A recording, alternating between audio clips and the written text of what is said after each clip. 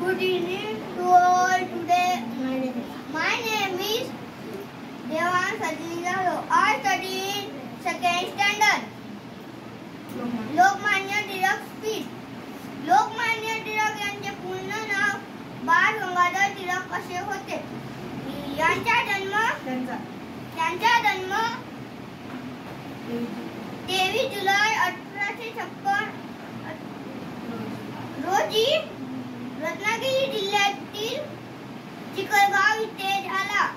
त्यांच्या आईचे नाव पार्वताबाई व त्यांच्या वडिलांचे नाव गंगाधर टिळक असे होते. लोकमान्य टिळकांनी सार्वजनिक उत्सव, गणेश उत्सव व शिवजयंती हे उत्सव सुरू केले. लोकांनी यांना नेता म्हणून स्वीकारले म्हणून यांना लोकमान्य हे पदवी मिळाली. थँक्यू. जय हिंद.